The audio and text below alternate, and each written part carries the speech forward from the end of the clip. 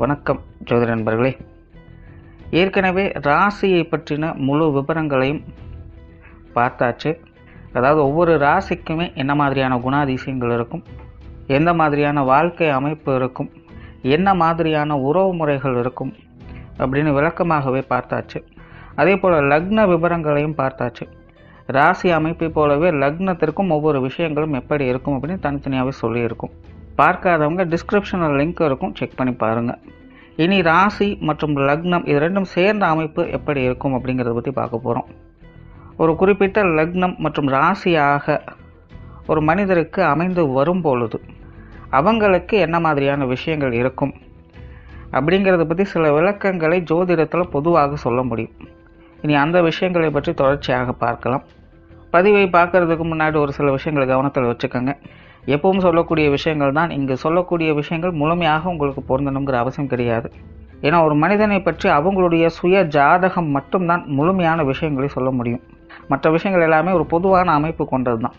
இங்கு சொல்லக்கூடிய விஷயங்களை நீங்கள் கிராஸ் பண்ணி வருவீங்க. உங்களுடைய வாழ்க்கையில் சில அனுபவங்களாகவும் உணர்வுபூர்வமான விஷயங்களாகவும் பெற முடியும். அதே போல் ராசி முக்கியமாக இல்லை லக்னம் முக்கியமாக அப்படின்னாலும் குழப்பிக்க வேண்டாம். ராசி லக்னம் அப்படிங்கிறதெல்லாம் பார்த்திங்கன்னா ஒரு சில ஐடென்டிட்டி மட்டும்தான். ஜோதிட பலன்கள் எடுக்கிறதுக்காக பொதுவாக தெரிஞ்சிக்க வேண்டிய சில விஷயங்கள் அவ்வளோதான். மற்றபடி 9 கிரகங்கள் 12 கட்டம் 27 நட்சத்திரங்கள் கொண்ட ஒரு அமைப்பு தான் நமக்கு முழுமையாக முக்கியம். அதுதான் ஒவ்வொரு செகண்டும் நமக்கு தேவையான எல்லா விஷயங்களையும் தீர்மானிக்கிறது. அதனால் ராசி முக்கியமாக இல்லை லக்னம் முக்கியமாக அப்படின்னாலும் குழப்பிக்காதீங்க.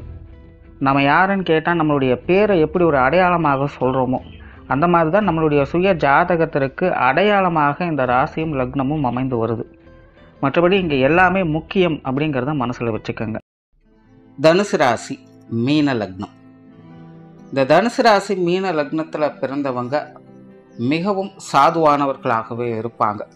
கடமையை கண் போன்று நினைக்கக்கூடியவங்க, பொறுமையும் நிதானத்தையும் கடைபிடிக்கக்கூடியவங்க, கலை உணர்வு அதிகம் மிகுந்தவங்க, சுமூகமான யதார்த்தமான வாழ்க்கையை விரும்பக்கூடியவங்களாகவும் இருப்பாங்க. ரொம்பவுமே ஒரு பக்குவமான நபர்கள் அப்படின்னு சொல்லலாம். இவங்க அவ்வளோ சீக்கிரம் எதற்குமே அலட்டி கொள்ள மாட்டாங்க. எதற்கும் ஆக ஓக அப்படிங்கிற விஷயமெல்லாம் எதுவுமே கிடையாது. எந்த ஒரு விஷயங்கள் காரியங்களாக இருந்தாலும் ஒரு பேலன்ஸ்டான நிலைகளை ஒரு பக்குவமான முறையில் கையாளக்கூடியவங்களாகத்தான் அவங்க பெரும்பாலும் இருக்காங்க. ரொம்பவுமே ஒரு யதார்த்த நிலைகள் தான் இவங்களுடைய வாழ்க்கை அமைப்பே இருக்கும். அந்தந்த வயது நிலைகளுக்கு ஏற்ப வாழ்க்கை அனுபவங்களை சுமூகமான நிலைகளை மேற்கொள்ளக்கூடியவங்களாக இருப்பாங்க. அனுபவ வாழ்க்கையை பெறக்கூடியவங்களாகவும் விரும்பக்கூடியவங்களாகவும் இருப்பாங்க. இயற்கையாகவே இவங்க ஒரு நல்ல ஒரு காரியவாதிகள் தான். தன்னுடைய சொந்த அனுபவத்தின் மூலமாக நிறைய விஷயங்களை கற்றுக்கொள்ளணுங்கிற ஆர்வம் இவங்ககிட்ட அதிகமாகவே இருக்கும். பிரயாணம் சார்ந்த விஷயங்களில் விரும்பக்கூடியவங்களாக இருப்பாங்க. ஆன்மீகத்தில் இவங்களுக்கு நாட்டம் இருக்கும். இருந்தபோதிலும் கடமையை கண் போன்றது அப்படின்னு இருக்கக்கூடியவங்களாக இருப்பாங்க. இவங்க பொறுத்த வரைக்கும் இவங்களுக்கு ஒரு விஷயத்தின் மேலே ஈர்ப்பு ஏற்பட்டது அல்லது இவங்களுக்கு ஒரு விஷயத்தில் பிடிக்குது அப்படிங்கிற பட்சத்தில் அதற்காக எந்த ரிஸ்க் வேணாலும் எடுக்கக்கூடியவங்களாக இருப்பாங்க. அதுவே இவங்களுக்கு எந்த ஒரு விஷயம் பிடிக்கலை அப்படிங்கிற பட்சத்தில் அது எவ்வளோ பெரிய விஷயமாக இருந்தாலும் சரி அதை பற்றி கவலைப்படக்கூடியவங்க அல்ல. ஸோ இவங்க பெரும்பாலும் பார்த்திங்கன்னா இவங்களுடைய விருப்பப்படியே இவங்களுடைய வாழ்க்கையை வாழக்கூடிய நிலைகளை பெற்றவங்களாக இருப்பாங்க. பட் இது ஜென்ரலாக இந்த ராசி லக்னத்தில் பிறந்தவங்களுக்கு இருக்கக்கூடிய அமைப்புகள்.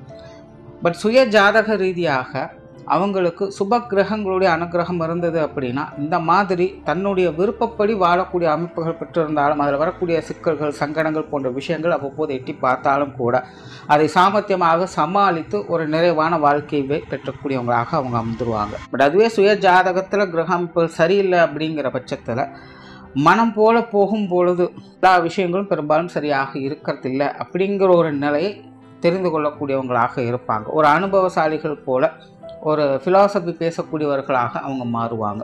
தன்னுடைய விருப்பப்படி தான் எந்த ஒரு காரியத்துலையுமே அவங்க இறங்குவாங்க. பட் இருந்தாலுமே ஒரு விதமான பயமும் பதற்றமும் அவங்களுக்குள்ள இருந்துக்கிட்டு தான் இருக்கும். நிறைய தடை தாமதங்கள் அப்படிங்கிறது அவங்களுக்கு ஏற்படும். சொன்ன மாதிரி செய்ய முடியாது. கொஞ்சம் கஷ்டப்படுவாங்க, சிரமப்படுவாங்க. பட் இருந்தாலும் விருப்பப்படி செயல்படக்கூடியவங்களாகத்தான் இருப்பாங்க. கிளியராக சொன்னால் சுய ஜாதக ரீதியாக கிரக அமைப்புகள் நல்லபடியாக இருந்தது அப்படின்னா இவங்களுடைய விருப்பங்கள் இவங்களுக்கு ஒரு சாதகமான அமைப்புகளை கொடுத்துரும். பட் இதுவே சுய ஜாதக அமைப்புகளில் கிரக அமைப்புகள் சரியில்லை அப்படிங்கிற பட்சத்தில் விருப்பங்களில் இவங்க ஈடுபடுவாங்க. பட் இவங்களுடைய விருப்பங்களே இவங்களுக்கு கொஞ்சம் சங்கடத்தையும் கொடுத்துக்கிட்டு இருக்கும்.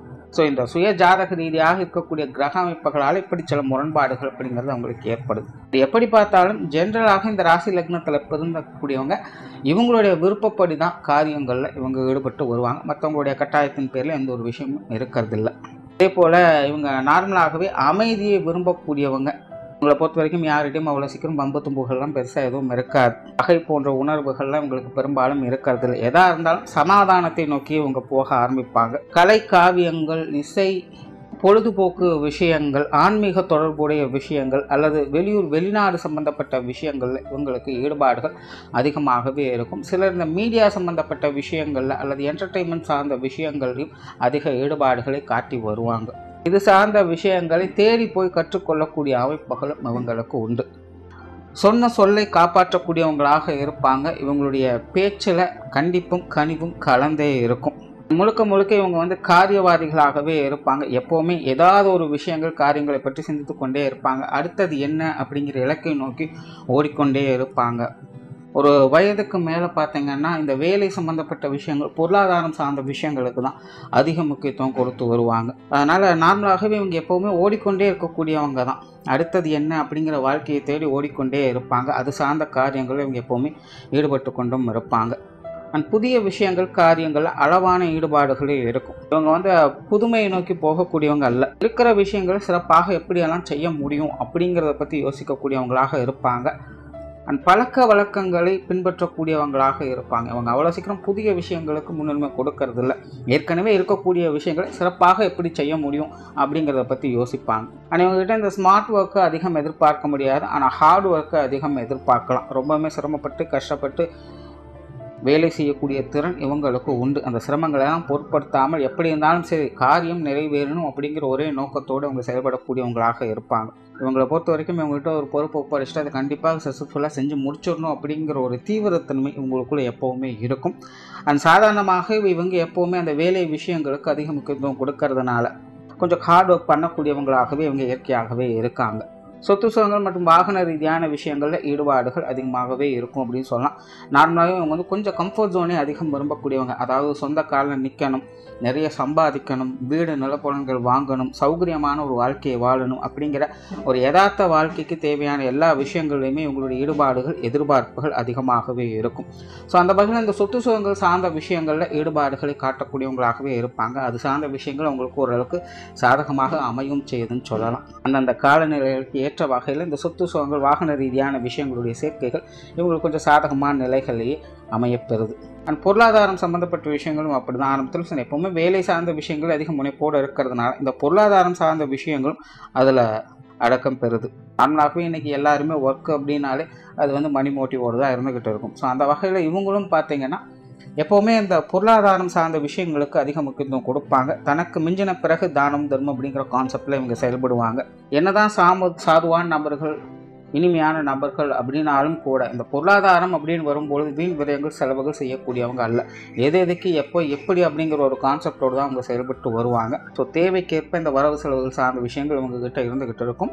அண்ட் இந்த பொருளாதார நிலைகள் எப்போதுமே ஒரு சில சாதகமான அமைப்புகள் என்பது இவங்களுக்கு உண்டு. ஜென்ரலாகவே இவங்க பிறப்பின் அடிப்படையிலே பார்க்கும்பொழுதும் ஒரு நல்ல ஒரு செல்வாக்கான நிலைகளில் பிறக்கக்கூடியவங்களாகத்தான் இருக்காங்க. இந்த காசுமான விஷயங்கள் எப்போவுமே இவங்களுக்குள்ள ஏதோ ஒரு வகையில் தொடர்புகள் அதிகமாக இருந்துக்கிட்டு தான் இருக்கும். ஒரு சௌகரியமான முறையில் அந்த விஷயங்கள் எல்லாமே அமைஞ்சுக்கிட்டும் இருக்கும்.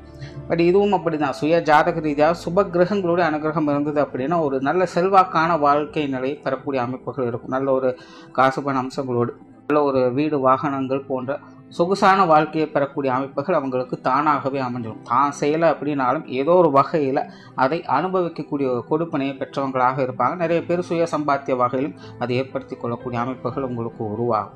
பட் அதுவே சுய ஜாதக ரீதியாக கிரகம் இப்போ சரியில்லை அப்படிங்கிற பட்சத்தில் இது சார்ந்த விஷயங்கள் உங்களுக்கு அமைப்புகள் என்பது இருக்கும். பட் இதுலேயே பார்த்திங்கன்னா சில சங்கடங்கள், பிரச்சனைகள் அல்லது இது சார்ந்த விஷயங்கள், அலைச்சல்கள், சிரமங்கள் அப்படிங்கிறது அதிகமாக இருக்கும். கொஞ்சம் சிரமங்களோடு அந்த விஷயங்களை அனுபவிக்கக்கூடிய கொடுப்பினை அவங்க பெற்று வருவாங்க. பொது விஷயங்கள், காரியங்கள் இது பெரும்பாலும் ஒரு சாதகமான அமைப்பு அப்படின்னு சொல்லலாம். பெரும்பாலும் பார்த்திங்கன்னா இவங்க மற்றவங்களை மகிழ்விக்கக்கூடிய விஷயங்கள், காரியங்களில் அதிக ஈடுபாடுகளை காட்டுவாங்க. மற்றவங்க தேவையிலிருந்து செயல்படக்கூடியவங்களாக இருப்பாங்க. இவங்களை பொறுத்த வரைக்கும் யாருக்கு எப்போ எதை செய்யணும் அப்படிங்கிறது கிளியராகவே தெரியும். அண்ட் இவங்க வந்து தெரிஞ்சு செஞ்சாலும் சரி தெரியாமல் செஞ்சாலும் சரி இவங்களுடைய காரியங்கள் வகையில் மற்றவங்க மனம் மகிழக்கூடிய அமைப்புகள் என்பது எப்போவுமே இருக்கும். சில இடங்களில் சிலரெல்லாம் பார்த்துருக்கலாம், யாரோ ஒருத்தர் இருப்பாங்க வந்து அவங்க பாட்டுக்கு சொல்லுவாங்க, உங்கள்கிட்ட பேசினாலே டைம் போகிறதே தெரியலைங்க, மனசு லேசாகுதுங்க அப்படின்னு ரொம்ப உரிமையோடு அவங்ககிட்ட நிறைய விஷயங்களை பகிர்ந்துக்குவாங்க. நல்ல இயல்பான நிலைகளில் பழகியும் வருவாங்க. ஸோ அந்த மாதிரியான அமைப்புகள்லாம் இவங்களுக்கு இயல்புலேயே உண்டு. இவங்ககிட்ட மற்றவங்களுடைய விஷயங்கள் காரியங்கள் எப்போவுமே மற்றவங்களுடைய மனம் மகிழும்படியே அமையுது. ஸோ இவங்ககிட்ட ஒரு காரியத்தை ஒப்படைக்கும் பொழுது மற்றவங்க திருப்திகரமான சூழ்நிலைகளை பெற முடியும். பட் இங்கேயும் அப்படி தான், அந்த சுய ஜாதக ரீதியாக கிரக நிலைகளை பொறுத்து நல்லபடியாக இருந்தது அப்படின்னா ரொம்பவுமே ஒரு சாதகமான அமைப்புகளில் ஒருத்தருக்கு ஒருத்தர் பரஸ்பரமான நிலைகளில் மற்றவங்களோட இயல்பான பழக்க வழக்கங்களோடு அவங்களால இருக்க முடியும். பட் ஜாதக ரீதியாக கிரகமைப்பு சரியில்லை அப்படிங்கிற பட்சத்தில் ஒரு சில ஏற்றத்தாழ்வுகள் மனஸ்தாபங்கள் போன்ற விஷயங்கள் அடிக்கடி வந்து போகும். பட் இருந்தாலும் மற்றவங்க இவங்களை தேடி வரத்தான் செய்வாங்க. இவங்களும் மற்றவங்களுக்காக நிறைய விஷயங்கள் செய்து கொடுத்துட்டும் வருவாங்க. பட் அதில் சின்ன சின்ன சங்கடங்கள் அப்படிங்கிறது தவிர்க்க முடியாததாக இருக்கும். மற்றபடி இவங்களுக்கு இந்த பொதுவான வகையில் வெளி விஷயங்கள் காரியங்கள் பொது வாழ்க்கை சம்பந்தப்பட்ட விஷயங்கள்லாம் ஈடுபாடுகள் அதிகமாகவே இருக்கும் அப்படின்னு சொல்லலாம். ஆன்மீக ரீதியான விஷயங்களில் ஈடுபாடுகளை காட்டக்கூடியவங்களாக இருப்பாங்க. நார்மலாக இவங்க வந்து ரொம்ப அதிகமான ஈடுபாடுகளை காட்டக்கூடியவங்க. ஏன்னா இந்த தனுசு ராசி மீனம் அப்படின்னாலாம் வரும்பொழுது அவங்க இயற்கையாகவே இந்த ஆன்மீக விஷயங்களில் நாட்டம் இருக்கக்கூடியவங்களாகவே இருப்பாங்க. பட் இந்த ராசி லக்னத்தில் பிறந்தவங்களுக்கு பார்த்தீங்கன்னா அந்த விஷயங்களில் ஈடுபாடுகள் இருக்கும், நம்பிக்கை போன்ற விஷயங்கள் எல்லாமே உண்டு. ஆனால் ரொம்ப டீப் இன்வால்மெண்ட் எல்லாம் காட்ட மாட்டாங்க. இவங்களை பொறுத்த வரைக்கும் ஒரே சித்தாந்தம் தான், கடமையை பலனை எதிர்பாராது அப்படிங்கிறது. ஸோ அந்தந்த வயது நிலைக்கு ஏற்ற கடமைகளை இவங்க சரியாக இது வருவாங்க. ஆன்மீக ரீதியாக பார்க்கும்போது இந்த கர்மயோகம் கான்செப்ட் அப்படிங்கிறது இவங்களுக்கு முழுமையாக பொருந்தும். ஸோ அப்படிப்பட்ட ஒரு ஆன்மீக ரீதியான விஷயங்கள் இவங்க ஈடுபாடுகளை காட்டி கொண்டு வருவாங்க. அதே போல் இந்த பிரயாணம் சார்ந்த விஷயங்கள் ஈடுபாடுகள் அதிகமாகவே இருக்கும் அப்படின்னு சொன்னால் திரைக்கடல் ஓடியும் திரையும் தேடு அப்படிங்கிறது இவங்களுக்கு முழுமையாக பொருந்தவும் சரி. நிறைய பேருக்கு இந்த சுய ஜாதக ரீதியாக சில கிரக அமைப்புகள் நல்லபடியாக இருந்தது அப்படின்னா வெளிநாடுகளில் போய் வசிக்கக்கூடிய அமைப்புகள், வெளியூர்களில் போய் வசிக்கக்கூடிய அமைப்புகள்லாம் இருக்கும். கடல் தாண்டி போய் பிழைக்கக்கூடிய அமைப்புகள்லாம் இவங்களுக்கு உருவாகுது. அது ஆன்மீகம் சம்பந்தப்பட்ட விஷயங்கள் ஈடுபட்டு அதன் மூலமாக உருவாய் பெறக்கூடிய அமைப்புகள்லாம் இவங்களுக்கு ஏற்படும். ஸோ ஜென்ரலாக பார்த்தீங்கன்னா பிரயாணம் சார்ந்த விஷயங்கள் இவங்களுக்கு ஓரளவுக்கு சாதகமாகவே இருக்கும் அப்படின்னு சொல்லலாம். அண்ட் காரியங்கள் மற்றும் செயல்பாடுகள் பெரும்பாலும் இது சார்ந்த விஷயங்களில் கொஞ்சம் சுயநல நோக்கம் அப்படிங்கிறது இருக்கும். மற்றவர்களை விட சிறப்பாக வேலை செய்யணும் அப்படின்னு ஆசைப்படக்கூடியவங்க தான். தான் செய்யக்கூடிய வேலைகளை மற்றவங்க பாராட்டும்படியாக இருக்கணும் அப்படிங்கிற நோக்கத்தோடையும் செயல்பட்டு வருவாங்க. பட் இருந்தாலும் ஒரு நல்ல ஒரு செயல் வீரர்கள், ஒரு காரியவாதிகள் அப்படின்னு சொல்லலாம். பட் ரொம்ப ரிஸ்க் எடுத்து செயல்படக்கூடியவங்க அல்ல. ஒரு ஆழ்ந்த சிந்தனைகள் இருக்கும், பிளான் அண்ட் எக்ஸிக்யூஷன் மட்டும்தான் இருக்கும். ஹார்ட் ஒர்க் பண்ணக்கூடியவங்க தான். பட் ரிஸ்க் எடுத்து எந்த ஒரு காரியத்திலும் இவங்க இறங்க மாட்டாங்க. வருமுன் காப்போம் அப்படிங்கிற கான்செப்டில் வேலை செய்யக்கூடியவங்க. அதே போல் ஆரம்பத்தில் சொன்ன மாதிரி மனசுக்கு பிடிச்சிருந்தா மட்டும்தான் எந்த ஒரு காரியத்திலுமே இவங்க ஈடுபடுவாங்க. இல்லை அப்படிங்கிற பட்சத்தில் அது எவ்வளோ பெரிய விஷயமாக இருந்தாலும் சரி, அது யாராக இருந்தாலும் சரி, அதை பற்றிலாம் அவங்க கவலைப்படுறது இல்லை. குடும்ப ரீதியான விஷயங்கள் பெரும்பாலுமே இவங்களுக்கு வந்து ஒரு சாதகமான அமைப்புகள்னு சொல்லலாம். பட் என்னென்னா இவங்களுடைய குடும்ப வாழ்க்கையில் நிறைய ஏற்ற இறக்கங்கள் அப்படிங்கிறது கண்டிப்பாக இருக்கும். ஒரு சீரான வாழ்க்கை நிலை இவங்களால பார்க்க முடியாது. குடும்ப வாழ்க்கையில் கொஞ்சம் காரசாரமான தன்மைகள் அப்படிங்கிறது இருந்துக்கிட்டு தான் இருக்கும். பெரும்பாலுமே இவங்களுடைய குடும்பத்தில் பார்த்தீங்கன்னா இந்த ஆன்மீகத்தில் ஈடுபாடுகள் கொண்டவங்க அதிகமாக இருப்பாங்க. மத நம்பிக்கை சார்ந்த விஷயங்கள், பரம்பரை பழக்க வழக்கங்களை போற்றக்கூடியவங்க, இந்த மாதிரியான ஆட்கள் நிறைய பேர் இருப்பாங்க. குடும்ப கௌரவத்தை விட்டு கொடுக்காதவர்களாகவும் இருப்பாங்க. குடும்ப பெருமைகளை போற்றக்கூடியவங்களாகவும் இருப்பாங்க. இப்படி குடும்ப ரீதியாக விஷயங்களில் சுய கௌரவத்தோடு ஒரு சிறப்பான நிலையை பெறக்கூடியவங்களாகவே இவங்க இருக்காங்க. பட் தனிப்பட்ட முறையில் குடும்ப ரீதியான விஷயங்கள் கொஞ்சம் காரசாரமான நிலைகளில் ஏற்ற இறக்கங்களோடு தான் இருந்துகிட்டு இருக்கும். குடும்ப பொறுப்புகளை ஏற்று செயல்படுத்தக்கூடியவங்களாக இருப்பாங்க. குடும்ப தேவைகளை பூர்த்தி செய்துட்டும் வருவாங்க. குடும்ப உறவுகள் வகையில் ஒரு சுமூகமான நிலைகளை தான் பழகி வருவாங்க. ரொம்பவுமே அட்டாச்மெண்ட்டாக இருப்பாங்கன்னு சொல்ல முடியாது. அதுக்காக எதையுமே கண்டுகொள்ளாமல் ஒதுங்கி இருப்பவங்க அப்படின்னு சொல்ல முடியாது. அந்தந்த வயது நிலைக்கு ஏற்ப குடும்ப பொறுப்புகளுக்கு ஏற்ற மாதிரி குடும்ப உறவுகள்கிட்டையும் ஒரு சுமூகமான முறைகளில் பழக்க வழக்கங்களை வைத்துக் கொள்ளக்கூடியவங்க. பெற்றோர்கள் சார்ந்த விஷயங்கள் இது ஓரளவுக்கு சாதகமான அமைப்புகளே இருக்கும். ஆரம்பத்தில் சொன்ன இந்த கடமை பலனை எதிர்பாராது அப்படிங்கிற மாதிரி தான். அந்தந்த வயது நிலைக்கு ஏற்ப பெற்றோர்களோட கடமை இவங்களும் செய்து வருவாங்க. பெற்றோர்களும் இவங்களுக்கு உறுதுணையாக இருந்து வருவாங்க. பெரும்பாலுமே உங்களுடைய தந்தைக்கு பார்த்தீங்கன்னா இந்த குடும்ப பொறுப்புகள் அதிகமாக இருக்கும். தந்தையினுடைய மேற்பார்வையில் தான் பல விஷயங்கள் உங்களோட குடும்பத்துக்குள்ளே போய்கிட்டும் இருக்கும். இளம் வயதுலேருந்தே தந்தையினுடைய சொல்லுக்கு கொஞ்சம் கட்டுப்பட்டவங்களாகவே இவங்களும் இருந்துகிட்டு இருப்பாங்க. உங்களுடைய தந்தை பார்த்தீங்கன்னா கொஞ்சம் காரசாரமான நபர் தான். தன்னுடைய சுய முயற்சியால் வாழ்க்கையில் முன்னேற பெறக்கூடியவங்களாகவே இருப்பாங்க. ஆனாலேயே வெளிப்படையாக பார்ப்பது கொஞ்சம் இறுக்கமான நபராகவே அவங்க இருப்பாங்க. பட் இவங்களுடைய தாயார் பார்த்தீங்கன்னா இதுக்கு அப்படியே கொஞ்சம் ஆப்போசிட், சமயோதி புத்திசாலிகளாக இருப்பாங்க. நல்ல பேச்சு திறனுடையவங்களாக இருப்பாங்க. பெரும்பாலும் உங்களுடைய பெற்றோர்களுக்கு இந்த பேச்சாற்றல் அப்படிங்கிறது அதிகம். அதே போல் இவங்களுடைய தாயார் பார்த்தீங்கன்னா இந்த வெளி விஷயங்கள் காரியங்களுக்கு அதிக முன்னுரிமை கொடுப்பாங்க. தன் கணவரை மதிக்கக்கூடியவர்களாகவும் அவங்க இருப்பாங்க. ஸோ ஜென்ரலாகவே இந்த பெற்றோர்கள் சார்ந்த விஷயங்கள் ஒரு சுமூகமான நிலைகள் இருக்குன்னு சொல்லலாம். அந்த உடன்பிறப்புகள் சார்ந்த விஷயங்கள் இது பார்த்தீங்கன்னா கொஞ்சம் பட்டும்படாமல் தொட்டும் தொடாமலும் தான் இருக்கும். உடன்பிறப்புகள் வரும்போது புத்திக்கும் மனதுக்கும் இடையே நிறைய போராட்டங்கள் குழப்பங்கள் போன்ற விஷயங்களெல்லாம் இருக்கும். மனசு ஒன்று சொல்லும், புத்தி ஒன்று சொல்லும். இருவருக்குமே இவங்களுக்கும் சரி உங்களுடைய உடன்பிறப்புகளுக்கும் சரி அப்படி தான். எது எப்படி அப்படின்னா அந்தந்த சூழ்நிலைக்கு தகுந்த மாதிரி மாறிக்கிட்டே இருக்கும். உடன்பிறப்புகள் அப்படின்போது இது இப்படி தான் அப்படின்னு ஜட்ஜ் பண்ணவே முடியாது. ஸோ சூழ்நிலைக்கு தகுந்த மாதிரி அதெல்லாம் அனுசரித்து போக வேண்டியதாகத்தான் இருக்கும். குணாதிசய வகையில் இளைய உடன்பிறப்புகளுடைய விஷயங்கள் காரியங்கள் பெரும்பாலும் ஒரு சுமூகமான நிலைகள் ஒரு கலகலப்பான தன்மை கொண்டதாகவும் இருக்கும். பட் மூத்த உடன்பிறப்புங்கும் போது கொஞ்சம் பட்டும்படாமல் தொட்டுந்துடாமல் சில நேரங்களில் கொஞ்சம் காரசாரமான நிலைகளோடும் இருந்துக்கிட்டு இருக்கும். வாக்குவாதங்களும் கொஞ்சம் கவனம் எடுத்துக்கிறது நல்லது. பட் இயற்கையாகவே இந்த உடன்பிறப்புகள் சார்ந்த விஷயங்கள் ஓரளவுக்கே உங்களுக்கு அனுசரணையான நிலைகளை கொடுக்குது.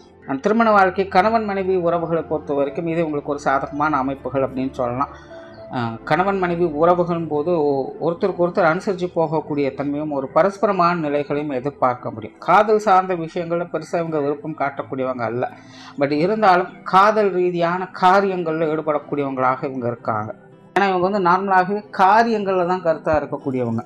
அதனால் இந்த காதல் சார்ந்த கற்பனை சார்ந்த விஷயங்கள் பெருசாக அவங்ககிட்ட எதிர்பார்க்க முடியும். ப்ராக்டிக்கலான விஷயங்கள் அதிக ஈடுபாடுகளை காட்டுவாங்க. ஸோ வாழ்க்கை துணையை நேசிக்கக்கூடிய அமைப்புகள் என்பது உங்களுக்கு உண்டு. ஒருத்தருக்கு ஒருத்தர் அனுசரித்து போகக்கூடிய தன்மையும் இருக்கும். ஒருத்தருக்கு ஒருத்தர் அவங்களுடைய வாழ்க்கையில் உதவிகரமாகவும் இருந்து வருவாங்க. அவங்களுடைய காரியங்களுக்கு உறுதுணையாகவும் இருந்து வருவாங்க. பெரும்பாலும் இந்த திருமண வாழ்க்கையை பொறுத்த வரைக்கும் கணவன் மனைவி இருவருமே வந்து ஒரு கம்ஃபர்ட் ஜோன்லேயே வச்சுக்க ஆசைப்படுவாங்க. அதாவது தனிப்பட்ட முறையில் இவங்களுக்குள்ள பெருசாக எந்த ஒரு பிரச்சனையுமே இருக்காது. பட் குடும்ப உறவுகள் வகையில் குறிப்பாக இந்த பெற்றோர்கள் சார்ந்த விஷயங்கள் மூலமாக சில சங்கடங்கள் அப்படிங்கிறது வந்து போகலாம். அல்லது ஏதோ ஒரு வகையில் இந்த சொத்து சுகங்கள் வகையில் சின்ன சின்ன சங்கடங்கள் அப்படிங்கிறது வந்து போகலாம். ஸோ குடும்ப ரீதியான அதாவது குடும்ப உறவுகள் வகையில் இருக்கக்கூடிய சங்கடங்களால் உங்கள் வீட்டில் அப்படி பண்ணுறாங்க, எங்கள் வீட்டில் இப்படி பண்ணுறாங்க அப்படிங்கிற மாதிரியான நிலைகளில் கொஞ்சம் கருத்து வேற்றுமைகள் இருந்துக்கிட்டே இருக்கும். தனிப்பட்ட முறையில் கணவன் மனைவி இருவருமே பார்த்திங்கன்னா ஒருத்தருக்கு ஒருத்தர் அனுசரித்து போகக்கூடியவங்களாகவே இவங்க இருக்காங்க. குழந்தைகள் சார்ந்த விஷயங்கள் பெரும்பாலுமே இவங்களுக்கு ஒரு சாதகமான அமைப்புகள் அப்படின்னு சொல்லலாம். நார்மலாக பார்த்திங்கன்னா இவங்க குழந்தைகள் மேலே அதிக மதிப்பு மரியாதை வைக்கக்கூடியவங்களாக இருப்பாங்க. குழந்தைகள் மேலே பற்று பாசம் அப்படிங்கிறது அதிகமாக இருக்கும். குழந்தைகளுடைய காரியங்களுக்கு அதிக முன்னுரிமை கொடுக்கக்கூடியவங்களாக இருப்பாங்க. பார்த்து ஒவ்வொரு விஷயங்களும் செய்து கொடுத்துட்டே வருவாங்க. பெரும்பாலும் இவங்களுடைய வாழ்க்கையில் குழந்தைகளுடைய விஷயங்கள் காரியங்களுக்கு அதிக இம்பார்ட்டன்ஸ் கொடுக்கக்கூடியவங்க. அதாவது இவங்களுடைய வேலைகளுக்கு எந்த அளவுக்கு அதிக முக்கியத்துவம் கொடுக்குறாங்களோ அதே அளவுக்கு இவங்களுடைய குழந்தைகள் சம்பந்தப்பட்ட விஷயங்களுக்கும் முன்னுரிமை கொடுக்கக்கூடியவங்களாக இருப்பாங்க. பார்த்து ஒவ்வொரு விஷயங்களும் அவங்களுக்காக செய்து கொடுத்து வருவாங்க. பெரும்பாலும் குழந்தைகள் சார்ந்த விஷயங்கள் வந்து சாதகமாக தான் இருக்குது. குழந்தைகளும் இவங்களைப் போலவே பல விஷயங்களில் ஒற்றுமையை பார்க்க முடியும். குணாதிசய வகையிலே பார்த்திங்கன்னா இருவரும் கிட்டத்தட்ட ஒரே மாதிரி இருப்பாங்க அப்படின்னு சொல்லலாம். இவங்களோட குழந்தைகளுக்கும் பார்த்திங்கன்னா இந்த வேலை சார்ந்த விஷயங்கள் பொருளாதாரம் சம்பந்தப்பட்ட விஷயங்களில் ஈடுபாடுகள் அதிகமாகவே இருக்கும்.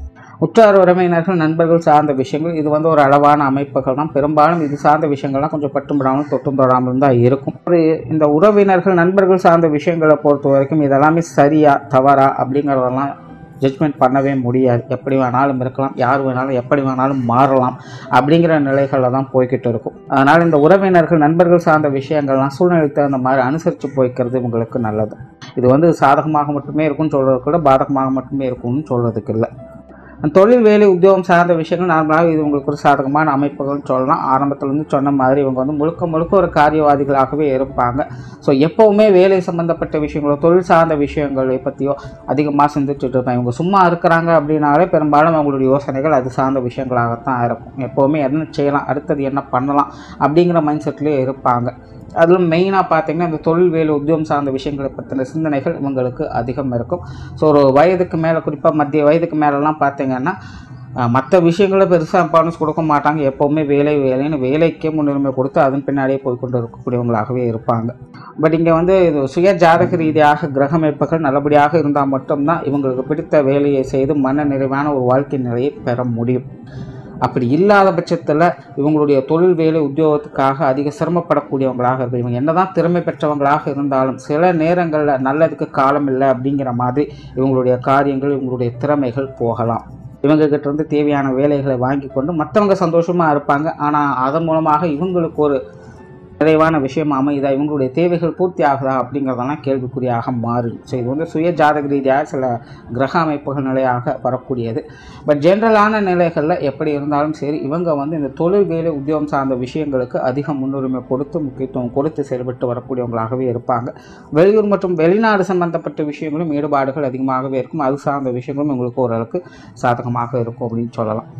ஸோ ஓவராலாக இந்த தனுசு ராசி மீன லக்னம் என்பது முழுக்க ஒரு நல்ல செயல் வீரர்களாகவும் காரியவாதிகளாகவுமே இருப்பாங்க. கடமை கண் போன்றது அப்படின்னு வாழக்கூடியவங்களாக இருப்பாங்க. ஒரு வயதுக்கு மேலே ஒரு பக்குவமான நிலையை பெற்று அமைதியாக கடமையை பலனை எதிர்பாராதே அப்படிங்கிற மாதிரியான வாழ்க்கையை வாழக்கூடியவங்களாக இருந்து வருவாங்க. நன்றி, வணக்கம், வாழ்க வளமுடன்.